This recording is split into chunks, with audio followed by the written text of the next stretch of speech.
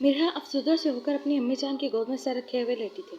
मिरहा, उठो, अपने कपड़े सेलेक्ट करो ताकि मैं तुम्हारे साथ जाने वाला बैग रेडी करवा सकूं। मुझे कहीं नहीं जाना। मिरहा गोद में लेटे हुए अपनी अम्मी जान के कमर में हाथ डालकर साथ चिपकी हुई बोली। मिरहा बेटा, ऐसे कैसे चलेगा? आपकी परसों रुखसती है। अम्मी जान, मैं आपको छोड़कर कहीं नहीं जाऊंगी। बेटा, मीरा भी तो हमारे साथ अपनी अम्मी, अबू और भाई को छोड़कर आई थी ना। वो हमारे साथ कितनी खुशी खुशी रह रही है। अम्मी जान, मैं अभी छोटी हूँ। मिरहा ने मासूमियत से अपनी अम्मी जान के गले में बाहें डालते हुए कहा। बेटा, मीरब तो आपसे भी 2 साल छोटी है। वो भी तो रुखसत होकर हमारे घर आई है। तुम्हारे भाई का तो मिजाज देखो, कितना सख्त और गुस्से वाला है। फिर भी वो बच्ची कभी उफ नहीं करती। मगर तुम तो इस मामले में खुशकिस्मत हो। शाहमीर कितना प्यार करता है तुमसे। उसका तो लहजा भी तुम्हारे भाई की निस्बत बहुत सॉफ्ट है। उनके प्यार से ही तो डर लगता है। मेरा दिमाग में सोची। मेरा, तुम यहाँ पर हो, मैं तुम्हें पूरे घर में ढूंढ कर आई हूँ। शाह, हम दोनों को शॉपिंग के लिए लेने के लिए आ रहे हैं। तुम रेडी हो जाओ। मीरा को ढूंढते हुए अपने सास के रूम में आई। हाँ हाँ बेटा, उठो, जल्दी से जाओ। शाबाश। रुमान का तुम्हें पता है ना, थोड़ा जल्दबाज है, वो इतनी देर इंतज़ार नहीं करेगा। अम्मी, मुझे नहीं जाना, मेरे सर में बहुत दर्द है। बेटा तुम उठो, तुम्हारे लिए मैं चाय बनवा देती हूँ, तुम पेन किलर खाकर चले जाना। मीरा की माँ बेड से नीचे उतरकर चप्पल पहनकर बोली। मेरा बेटा, आप चाय पियोगी? आपके लिए भी बनवा दूँ? जी अम्मी जान। तुम दोनों जाने के लिए तैयार हो जाओ, मैं चाय बनवाती हूँ। वो बोलती हुई किचन की जानिब चलती गई। भाभी, मुझे नहीं जाना, सच में मेरे सर में बहुत दर्द है। आप चले जाएं, आप ही मेरी भी शॉपिंग कर लेना। मेरे कहा, ऐसे कैसे मैं अपनी पसंद से तुम्हारी शादी की शॉपिंग कर लूँ? या तुम साथ चलो, अपनी पसंद से अपनी शॉपिंग कर। भाभी, आपकी चॉइस भी तो इतनी अच्छी है, अपनी पसंद से कुछ भी ले आना। मिरहा, मैं तुम्हारे भाई के साथ अकेले नहीं जाऊँगी। क्यों? जैसे कि तुम्हें तो पता ही नहीं तुम्हारा भाई कैसा है। मीरा मिरहा के पास बेड पर बैठते हुए बोली। मेरे भाई बहुत अच्छे हैं। मिरहा ने अपने भाई की तरफदारी की। भाई की चमची, मेरे भाई भी बहुत अच्छे हैं। बिल्कुल भी अच्छे नहीं हैं। क्यों, ऐसा क्या किया है भाई ने? मीरम ने शरारती अंदाज से पूछा। वो मेरी इतनी जल्दी रुखसती करवा रहे हैं। हाँ, तो तुम्हारे भाई ने भी तो मेरी रुखसती तुमसे भी पहले करवा ली थी। इसमें क्या है? भाभी, आपने अपने भाई को देखा है, कितने बड़े हैं? मैडम, आपने अपने भाई को गौर से नहीं देखा, आपके भाई भी इतने ही बड़े हैं। मीरब ने मिरहा से बड़ी बाहें फैलाकर कहा। मिरहा बेटा, कितनी देर है आप लोगों को? रुमान शाह की आवाज़ पर दोनों चौंके। भाई, बस 5 मिनट में मैं रेडी होकर आती हूँ। ठीक है, जल्दी आओ, अम्मी जान तुम लोगों को चाय के लिए बुला रही हैं और तुम मेरे साथ हो, मुझे तुमसे कुछ काम है। आंख का इशारा करते हुए मीरब से पहले रूम से निकल गया। मीरब घबराते हुए रुमान शाह के पीछे चलती चलती हुई रूम के अंदर दाखिल हुई। अब बताओ, कितना बड़ा हूँ मैं? क्या बोल रही थी तुम?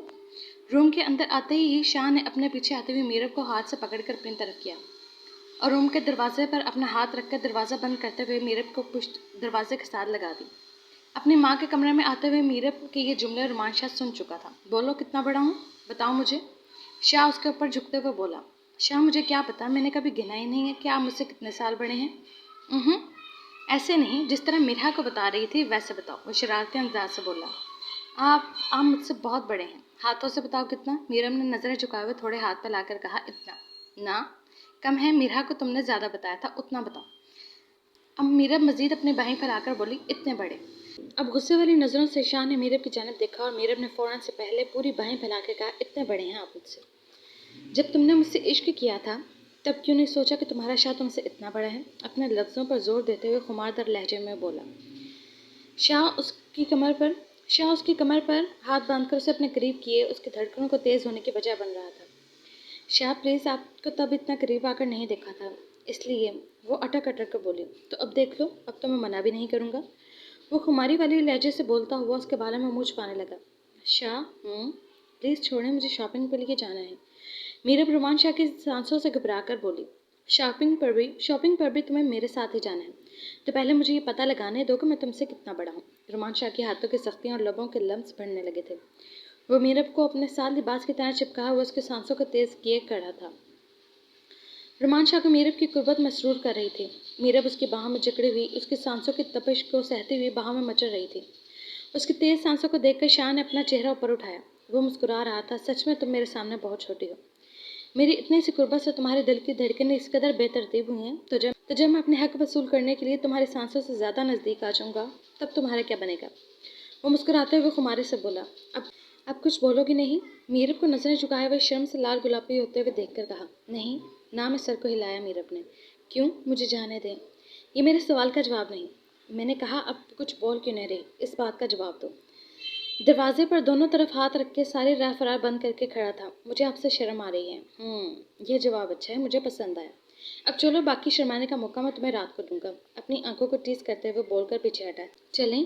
कहाँ? मीरब रोमांचा, शॉपिंग करने चलें? तुम तो मेरी इतनी सी कुर्बत से बदहवास हो गई हो।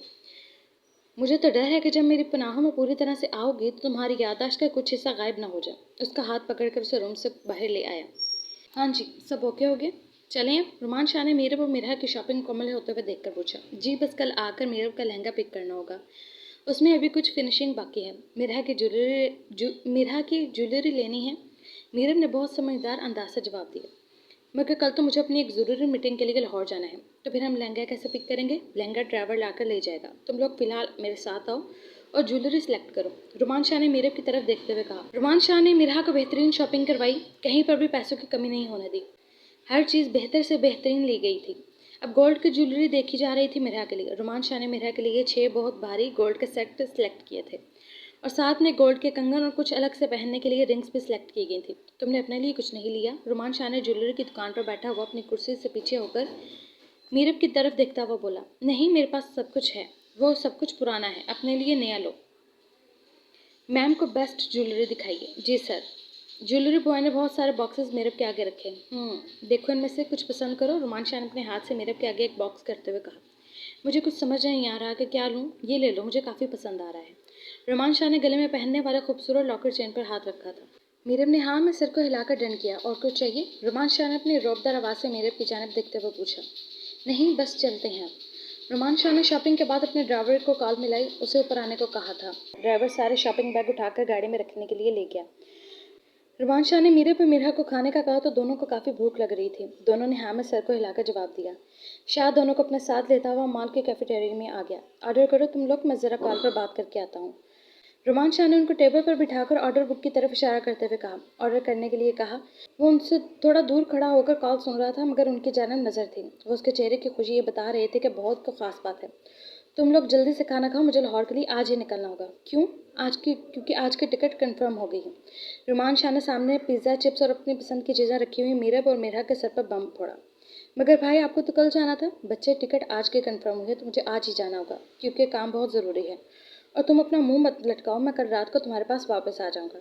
मिरहा का लटका हुआ चेहरा देखकर रुमान शाह ने अपनी बहन के सर पर शफकत से हाथ रखा। रुमान शाह ने एक नज़र मीरब की जाने भी देखा। उसके जाने की खबर से चेहरा तो उसका भी उतर गया था, मगर उसके उतरे हुए चेहरे को देखकर रुमान शाह के दिल को कहीं न कहीं अच्छा लग रहा था कि उसके जाने से इस कदर उदास होने वाला भी कोई मौजूद है।